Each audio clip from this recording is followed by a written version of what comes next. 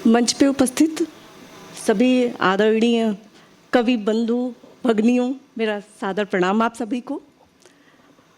सभा कक्ष में उपस्थित सभी अग्रज बंधु बांधव और मेरे स्नेही प्रिय शिष्य या कला के प्रेमी जो छात्र आए हैं, उन सबको मेरा स्नेह आशीष और बहुत बहुत प्यार।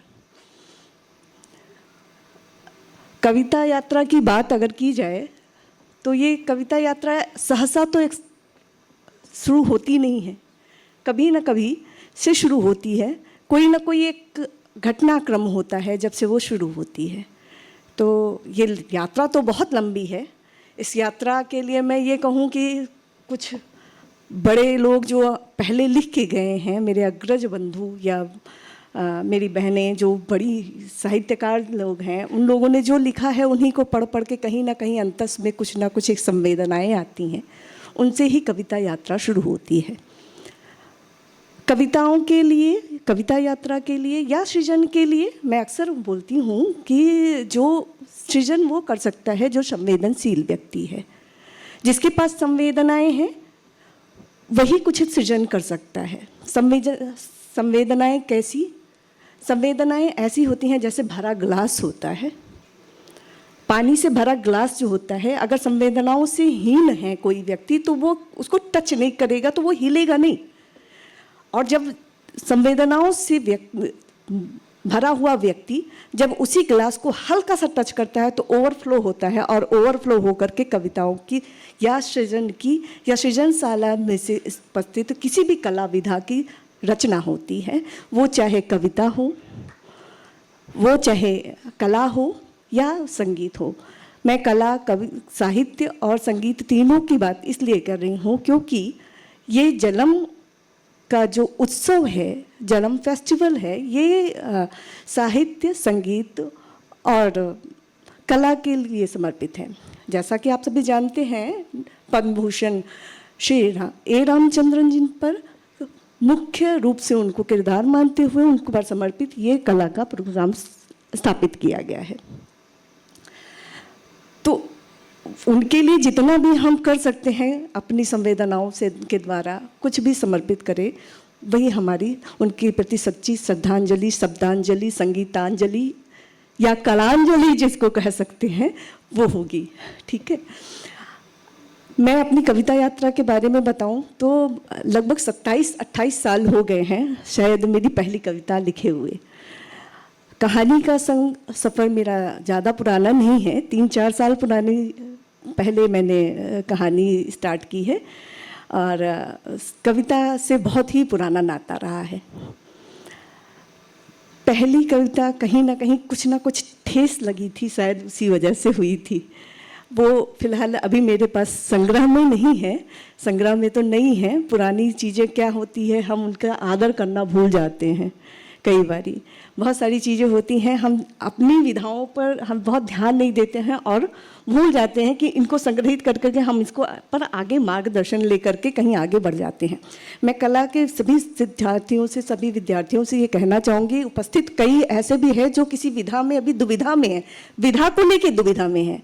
विधा को लेके दुविधा में इसलिए है क्योंकि उनको पता नहीं है कि इधर जाना है कि इधर जाना है। आप जिसमें आपको सुख मिले आप उधर जाइए, ना इधर जाइए ना उधर जाइए, उसमें ही आपके रास्ते खुलेंगे, उसी में ही आपको आगे जाने को मिलेगा।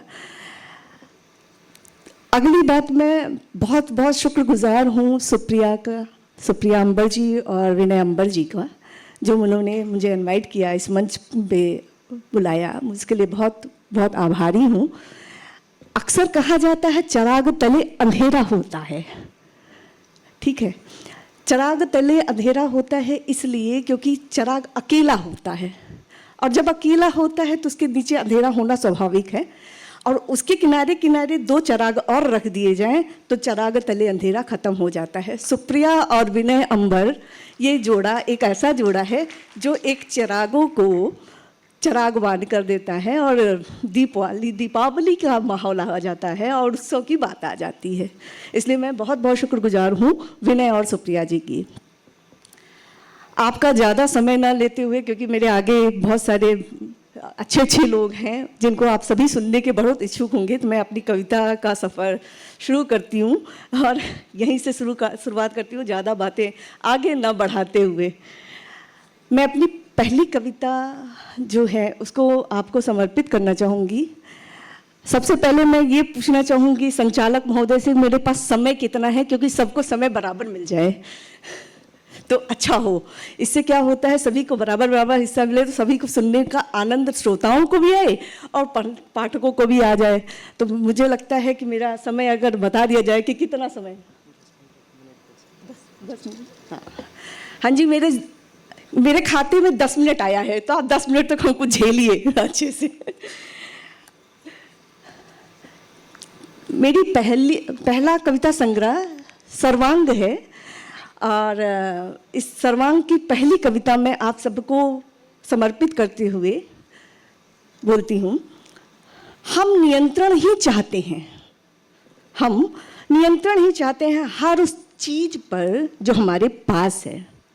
हम नियंत्रण ही चाहते हैं हर उस चीज़ पर जो हमारे पास है या कहें वे हमें प्रिय हैं। फिर चाहे वो रिश्ते हों, हालात हों, नियति हो, प्रकृति हो, दोस्त हो, समय हो। हालात हो, नियति हो, प्रकृति हो, दोस्त हो, समय हो, पर नियंत्रण करने का कार्य तो ईश्वर के हाथ में भी नहीं है। वो भी नियति से नियंत्रित होते हैं। बस इतनी सी बात हम समझते नहीं हैं, फिर क्रम शुरू होता है।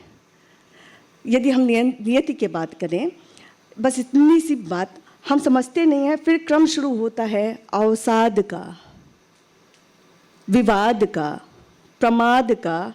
जबकि हम स्वयं नियंत्रित करें, वो भी कुमार्ग पर जाने से, अधम हो जाने से जीवन सुगम हो जाएगा।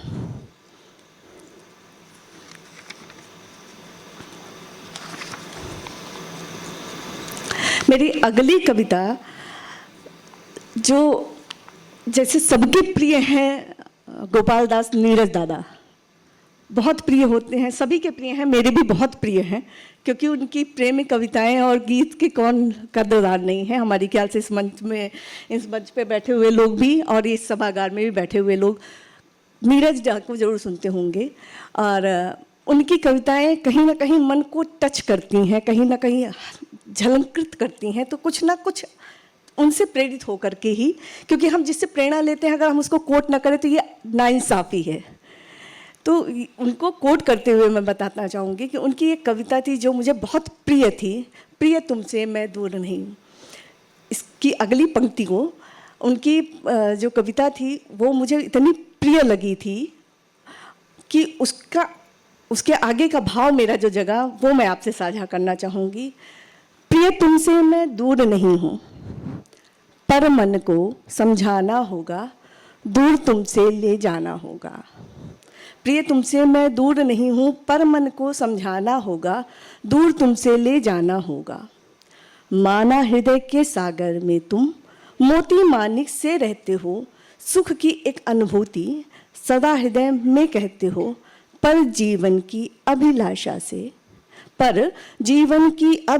से तुमको विरत कराना होगा, दूर तुमसे ले जाना होगा।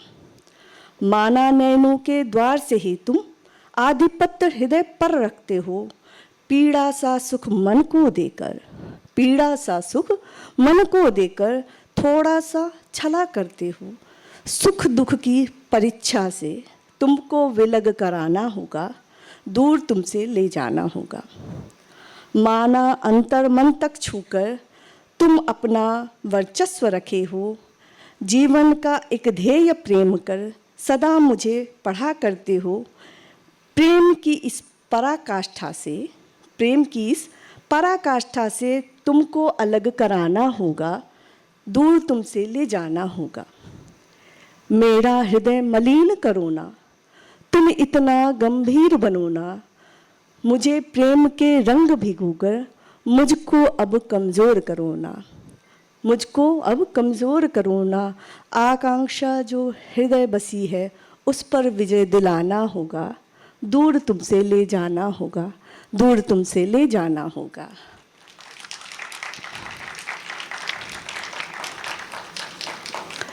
यहाँ बहुत सारे छात्र बैठे हैं। कई बारी हमारे मन में दुविधाएं उत्पन्न हो जाती हैं। उन दुविधाओं से निकलने के लिए उन्हीं छात्रों को समर्पित करते हुए एक कविता कभी लिखी थी मैंने, एक छात्र के ही लिए लिखा था, तो उसको भी मैं आप लोगों को ही समर्पित करना चाहूँगी, स्पेशली जो छात्र यहाँ बैठे हैं उन लोगों के लिए। चलता चल रहा ही पग में, चलता चल रहा ही पग में, कांटे आएंगे डग में, बाधा आएगी पथ में, बाधा आएगी पथ में, बेशक डगर कठिन होगी, मुश्किलें प्रतिदिन होंगी, तू फिर भी चलता चल राही, तू फिर भी चलता चल राही। पग में तेरे कांटे आए, पग में तेरे कांटे आए, फिर भी तुझको कितना भी तुझको भरमाएं, देख कंटक जब तू मुस्काए, मुश्किलें फिर कम होगी, तू फिर भी चलता चल राही, तू फिर भी चलता चल राही। वीर तू ही है, अधीर नहीं है, संकट जब खाए पछाड़, संकट जब खाए पछाड़, तब निश्चय तेरी विजय होगी, तू फिर भी चलता चल राही, तू फिर भी चलता चल राही। विजयी बन अभिमान न धरना, कर्तव्य तेरा बस चलते रहना, एक उपलब्धि जो हाथ लगे तो तुझको नहीं रुकना होगा, तू फिर भी चलता चल राही, तू फिर भी चलता चल राही। कब तक चलना है? मृत्यु जब तक करे वर्णना, जीवन जब तक थक जाए ना, धमनियों में जब तक रक्त रुके ना, सांसें जब तक टूट जाए ना, तू तब तक चलता चल राही, तू तब तक चलता चल राही, तू तब तक चलता चल राही। आज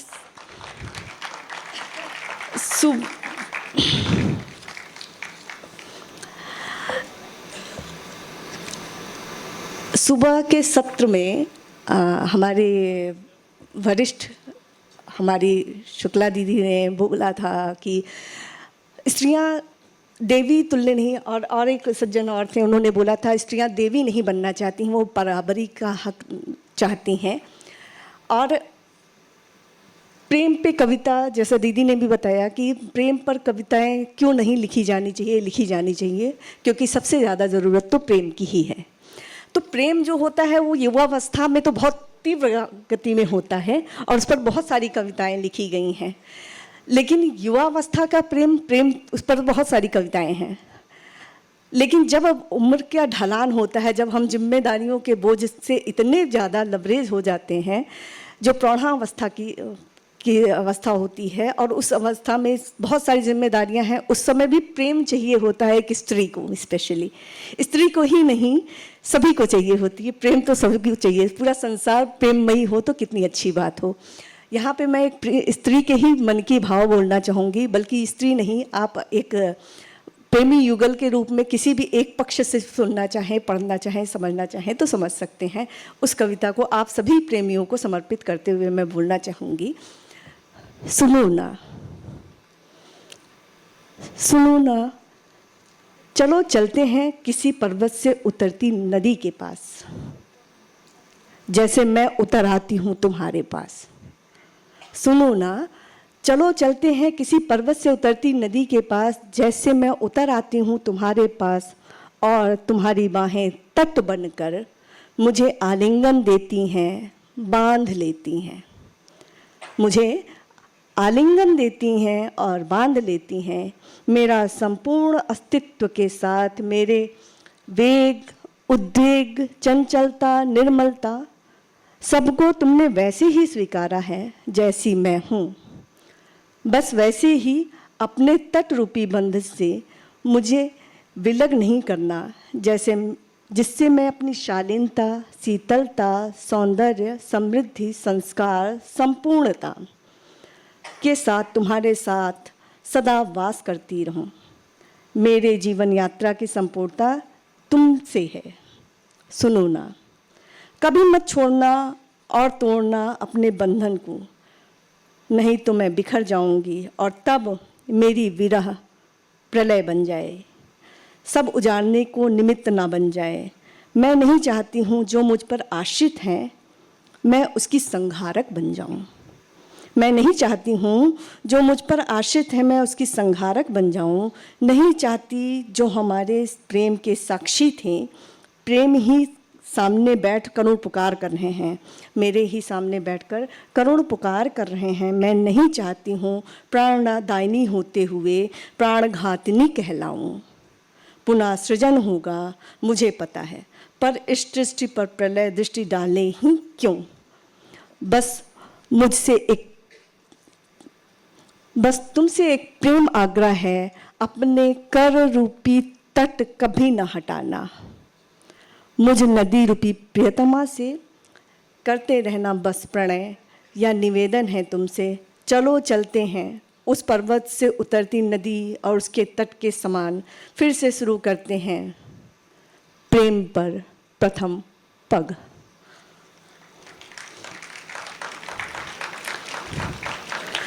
अपनी एक अंतिम रचना प्रस्तुत करते हुए उसके बाद मैं अपने वाणी को विराम करूंगी, ताकि दूसरों और बाकी लोगों को भी आप सुने और झेल सकें। हमको थोड़ा सा एक कविता के लिए और झेलें औरों को नहीं, औरों को एंजॉय करना है, मुझे झेल लीजिए।